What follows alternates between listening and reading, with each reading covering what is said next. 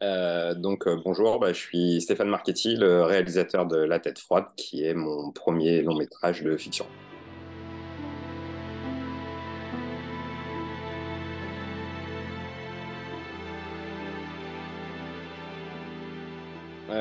Le pitch de La Tête froide. La Tête froide se déroule en plein hiver dans les Alpes, à la frontière entre la France et l'Italie. C'est l'histoire de Marie qui a 45 ans, qui par des circonstances de la vie se retrouve dans une certaine précarité. Elle habite dans un mobil-home un peu vétuste au milieu d'un camping. Elle travaille dans une boîte de nuit où elle est payée au black et surtout elle fait des petits trafics de cigarettes à la frontière franco-italienne avec l'aide d'Alex, son amant qui est policier aux frontières. Et un soir, sur sa route, va débarquer Souleymane, un jeune réfugié gambien qui, lui, veut récupérer sa petite sœur à tout prix. Et ensemble, voilà, ils vont sceller un pacte faustien pour essayer de se sortir de leurs problèmes.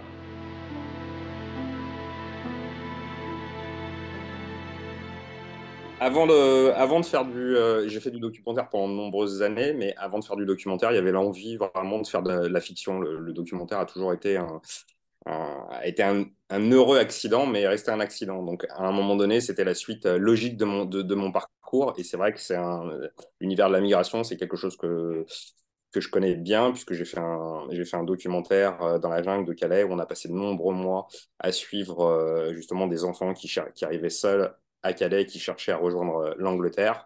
Et c'est un travail que j'ai continué aussi en écrivant le scénario d'une bande dessinée qui s'appelle 9603 km et où les enfants me racontaient vraiment toute leur odyssée depuis leur point de départ. Donc il y avait vraiment une continuité dans la thématique avec euh, voilà, l'envie de ne pas refaire exactement la même chose en fiction. Donc du coup de décaler un peu de décaler un peu le regard.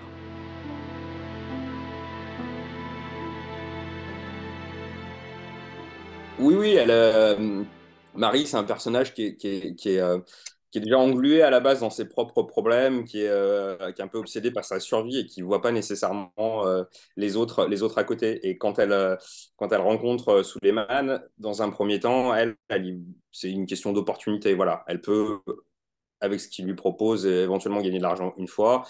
Et derrière, effectivement, elle met le doigt dans un engrenage qui va être beaucoup plus compliqué et qui va pas être justement juste je le fais une fois pour me sortir un petit peu de la merde.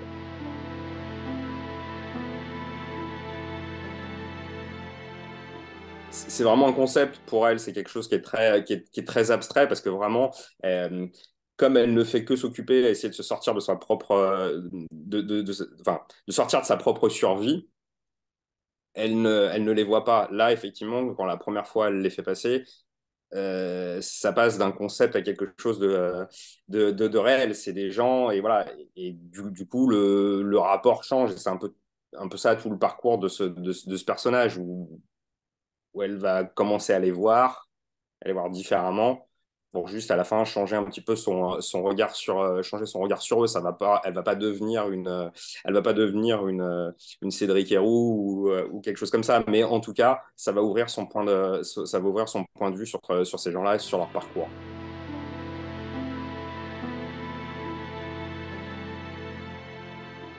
Oui, il y a un peu, il y a une histoire c'est une histoire de survie et de. Enfin, les histoires de survie sont. Bon, on peut pas décorréler la morale et les histoires de survie dans ce genre dans ce genre de problématique-là. Et c'est vrai que là, du coup, c'est un peu ce que je disais tout à l'heure. Voilà, ils font un peu un pacte faustien. Tous les deux, ils savent exactement euh, les conséquences que ça peut avoir.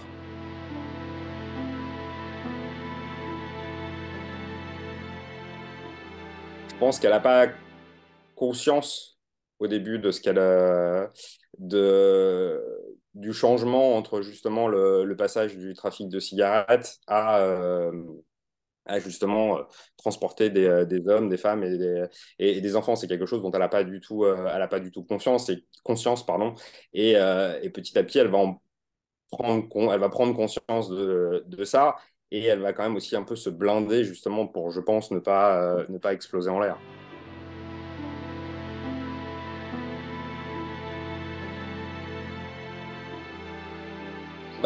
Déjà, le sujet le sujet en lui-même est assez compliqué à faire en documentaire parce que voilà, c'est quand même des milieux clandestins qui sont assez secrets.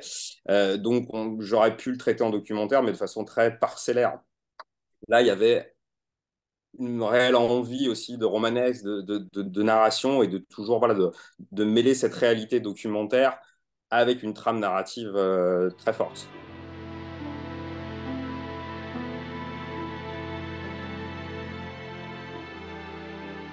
Euh, Justement, quand on part, enfin, très rapidement avec mon chef-op, Sébastien Gopfer, on a eu justement l'envie de ne pas trahir le réel, mais que le film ait une vraie identité forte. Et souvent, en documentaire, on part à une, deux, trois personnes, grand maximum.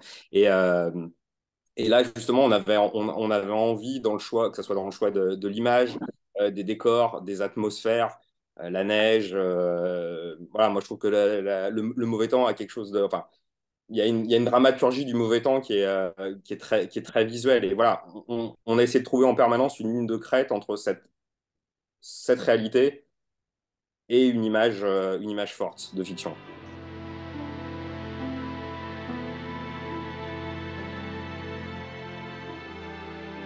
On a complètement tourné dans une tempête de neige. Et je tiens à remercier tous les gens toute mon équipe qui a joué le jeu, mais ça faisait partie, voilà, ça faisait partie du projet. On avait envie enfin, j'avais envie à un moment donné je sais pas comment dire, mais de faire éprouver aux spectateurs ce que c'est que le passage d'une frontière. Chaque passage de frontière est quelque chose de dur, de compliqué. On en parle pendant tout le film en disant la montagne, la montagne, la montagne.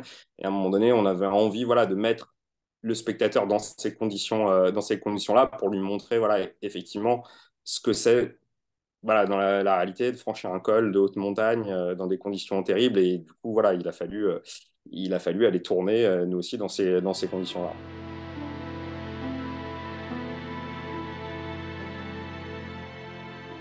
Bah, quand j'ai commencé au tout début du projet, il y avait vraiment une image qui était une femme et la montagne.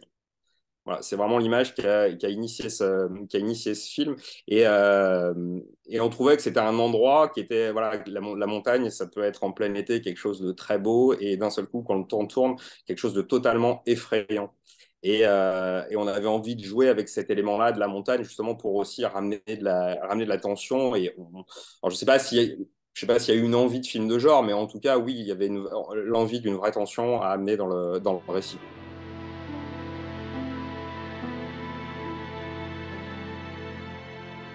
La bande son, j'ai travaillé avec Adrien Casalis, c'est sa deuxième composition. On s'est rencontrés lors d'Émergence.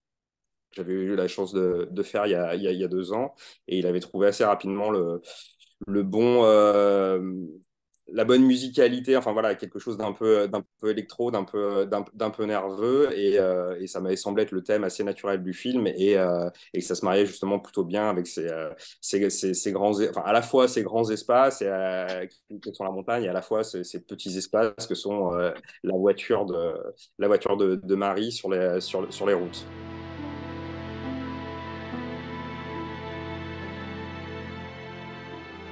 Ouais, bah, c'était l'idée, c'était d'avoir première partie, d'être très proche de nos personnages pour vraiment rendre compte de la progression de leur rapport au fil de l'histoire, pour justement ouvrir sur le dernier tiers du film, où là, on serait complètement dans la grandeur de la montagne, et avoir plus que deux petits personnages perdus dans cette immensité.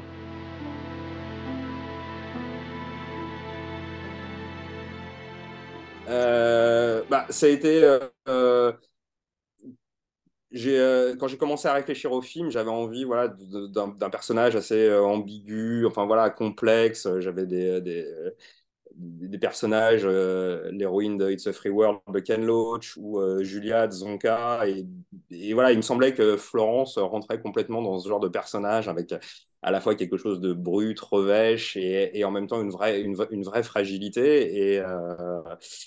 Et elle a accepté tout de suite, elle a accepté tout de suite le personnage et je pense qu'elle a dû vaincre un petit peu et je dis pas qu'elle n'aime pas la neige ou le froid, mais c'est pas son élément naturel en tout cas.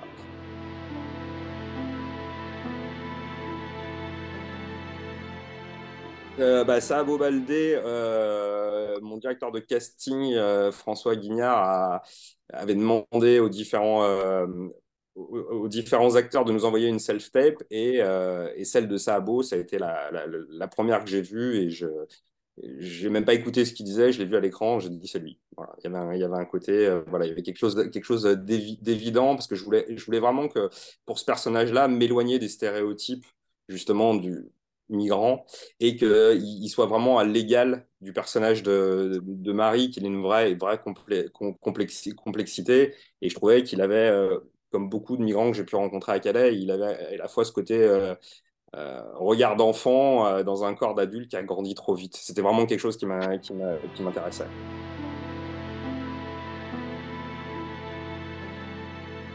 Vu la thématique qui est abordée, je suis persuadé que aujourd'hui il faut en parler justement en racontant des histoires singulières. Et il faut faire quelque part un peu le deuil de la simplicité de pensée sur ce genre de thématiques. J'ai rencontré, que ce soit au Proche-Orient ou à Calais, des gens qui justement naviguent tout le temps dans des zones plus grises.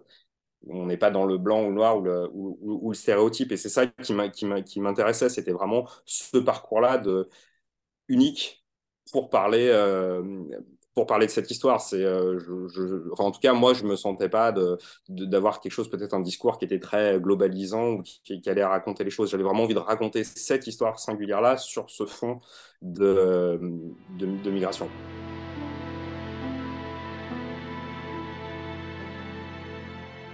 C'était une super nouvelle et après des mois de solitude à écrire le scénario, à le faire, être dans un banc de montage, c'est génial de se dire que voilà, on va pouvoir enfin confronter le film au public. Donc voilà, et en espérant que voilà, le film résonnera chez lui.